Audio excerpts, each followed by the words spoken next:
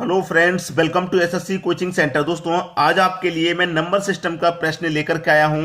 और number system आप पता है पार्ट वाइज में बना रहा हूं, जिसमें से मैंने आपको अभी तक 8 पार्ट करा दिए हैं। नंबर सिस्टम के 8 पार्ट करा दिए हैं। आज आपका पार्ट नंबर 9 है।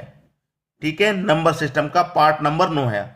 पार्ट वाइज देखिए, इसकी प्लेलिस्ट अलग से बनाई गई है नंबर सिस्टम की। नई जो पुरानी थी, अगर आपको नई पार्ट वाइज देखने हैं तो नई पार्ट वाइज आपको प्लेलिस्ट अलग से बना दी गई है पार्ट के नाम से। ठीक है, पार्ट नंबर सिस्टम, तो देख लीजिएगा प्लेलिस्ट में जाके आप पार्ट वाइज वीडियो। तो प्रश्न है आपका, एक संख्या x को 289 से विभाजित करने पर 18 शेष बचता है, उसी संख्या को 17 से विभाजित करने पर y बचता है, y का मान क्या है? अच्छा प्रश्न हुआ कि नहीं हुआ? बढ़िया प्रश्न है। देखिए यहां पर क्या होता है, 3 संख्या आपको दी जाती है। पहली संख्या तो आपको x दी गई है, दूसरी संख्या 289 दी गई है, और तीसरी संख्या आपको 18 दी गई है। ठीक है, अब इसमें क्या करते हैं, हमेशा ध्यान रखना, चौथी संख्या आपके पास 17 भी है। आपसे कह रहा है कि 17 से विभाजित करने पर y बचता है, तो y का मान क्या है? हम डिवाइड किस में करते हैं? हमेशा जब 3 संख्या होती है तो तीसरी से दूसरी में। अब यहां पर हमारे पास 4 संख्या है, चौथी संख्या मेरे पास 17 है, तो चौथी से तीसरी में करेंगे। ठीक है, 17 से डिवाइड कर दो 18 में, 17 एकम 17 कट जाएगा, एक शेष बचेगा। कितना? एक शेष बचेगा, यानी कि बी ऑप्शन सही हो गया। क्लियर है बात सभी को? ये एसएससी 2014 में पूछा भी गया था प्रश्न। बात सभी की समझ में आ गई? 3 संख्या हो, 4 संख्या हो, 5 हो, 5 से चौथी में देंगे, 4 है तो 4 से तीसरी में, 3 है तो तीसरी से दूसरी में डिवाइड देंगे, आंसर आ जाएगा। अब देखेंगे अगला प्रश्न।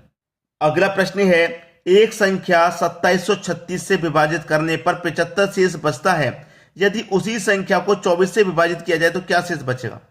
पहली संख्या है हमारी 2736, दूसरी है 75 और तीसरी है 24। तो मैंने क्या बताया कि तीसरी है तो तीसरी से दूसरी में डिवाइड कर दो।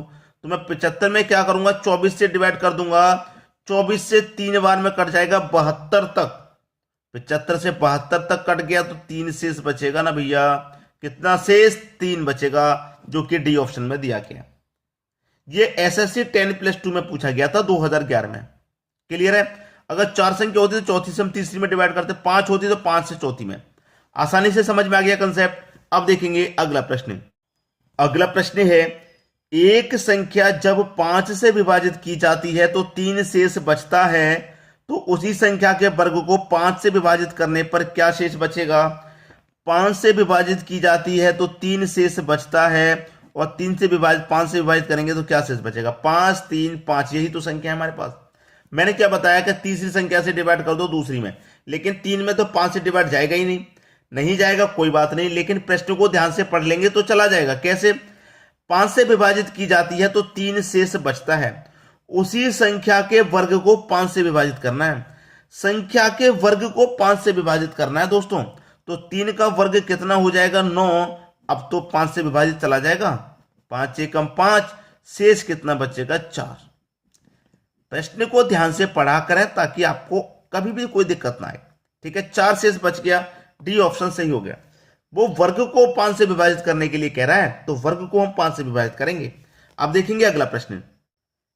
अगला प्रश्न है, जब n को 6 से विभाजित किया जाता है तो शेष 4 आता है। देखिए, जब हम n को 6 से विभाजित करते हैं तो शेष हमारा 4 आता है। कितने से विभाजित करते हैं? 6 से विभाजित करते हैं n को, तो शेष हमारा 4 आता है।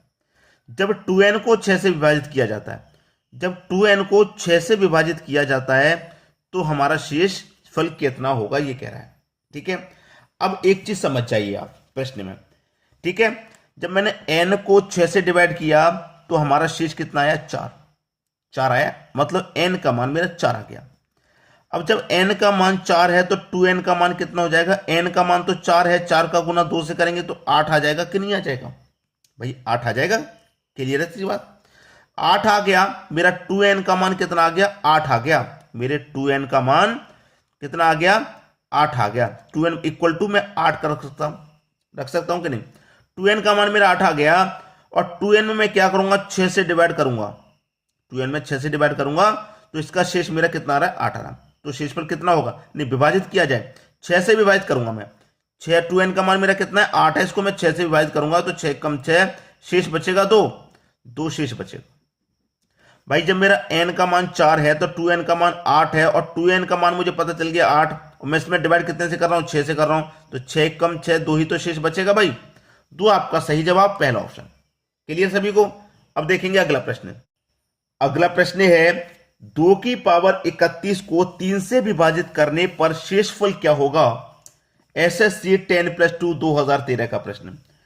ऐसा प्रश्न कभी भी आ जाए तो मैंने आपको कई बार बताया कि अगर पावर आपकी सम हो, पावर अगर आपकी सम है तो पावर 2 लेंगे या फिर 4। सम को इंग्लिश में कहते हैं इवन नंबर। मैं इधर लिख देता हूं इवन, ठीक है, इवन। अगर पावर आपको विषम दे दी जाए, विषम दे दी जाए तो पावर 1 लेंगे या फिर 3 लेंगे। विषम को कहते हैं इंग्लिश में ऑड नंबर। कितना, ऑड नंबर, ठीक है। अब देखिए इतना समझ में आ गया। हम पावर को चेक करते हैं। पावर कितनी, 31। 31 का मतलब विषम है। जब विषम है तो पावर सबसे पहले मैं 1 लूंगा, तो 2 की पावर में क्या लूंगा, सबसे पहले 1 लूंगा, और इसमें क्या करूंगा, 3 से विभाजित करूंगा। तो 2 की पावर 1 का मान 2 ही रहेगा, और मैं 3 से भाग दूंगा तो क्या चला जाएगा, नहीं जाएगा। जब नहीं गया, एक पावर रखने से भाग नहीं गया, तो मैं पावर 3 रखूंगा। 2 की पावर में इस बार क्या करूंगा, 3 रखूंगा, और भाग कितने से देना है, मैं 3 से। 2 की पावर 3 का मान 8 हो जाएगा, भाग देना है 3 से। 3 से कटाऊंगा, 3 दूनी का 6, 2 शेष बचेगा। कितना शेष बचेगा भाई, 2 शेष बचेगा। शेषफल पूछ रहा है, 2 शेष बचेगा। सी ऑप्शन आपके प्रश्न का सही जवाब हो गया। क्लियर है। तो ये चीज आप नोट करके रखना। सम पावर है यानी कि इवन पावर है तो पावर पहले 2 रखेंगे। 2 रखने से आंसर नहीं आएगा तो 4, पहले 1 रखेंगे। विषम है, 1 से नहीं आएगा तो 3। क्लियर। अब देखते हैं अगला प्रश्न। अगला प्रश्न है यदि 17 की पावर 200 को 18 से विभाजित किया जाए तो शेषफल क्या होगा। एसएससी 10+2 2016 का प्रश्न। मैंने अभी अभी क्या बताया, अगर पावर सम रहेगी तो पावर 2 लेंगे या 4। पावर अगर विषम रहेगी तो पावर 1 लेंगे या फिर 3। पावर कैसी है, इस बार सम है, तो 17 की पावर सम है तो मैं पावर पहले 2 लूंगा, 2 ले लूंगा। डिवाइड कितने से करना भाई, 18 से। अब 17 की पावर 2 का मान कितना होता है, 289। डिवाइड करना है 18 से। 18 से हमें क्या करना है, डिवाइड करना है। अब देखिए 18 से मैं इसमें डिवाइड करूंगा, कितनी बार जाएगा भाई, 18 से अगर मैं इसमें डिवाइड करूं तो 18 से कटाऊंगा मैं, 18 1 कम 18, 10 बचेगा। 10 में 0 लगा दूंगा, 109। कितना, 109। 109 में क्या करना है, 18 से भाग। 18 छिक्के 106 तक कटेगा, 108 तक। हाँ, 18 से 6 बार में 108 तक कटेगा।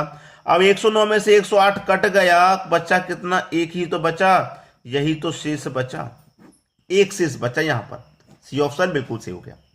आसानी से समझ में आ रहा, कोई दिक्कत नहीं होनी चाहिए। अब देखेंगे अगला प्रश्न। अगला प्रश्न है 9 की पावर 6 माइनस 11 को जब 8 से विभाजित किया जाए तो शेषफल प्राप्त होगा। क्या शेषफल प्राप्त होगा, यह भी एसएससी 10+2 2015 का है।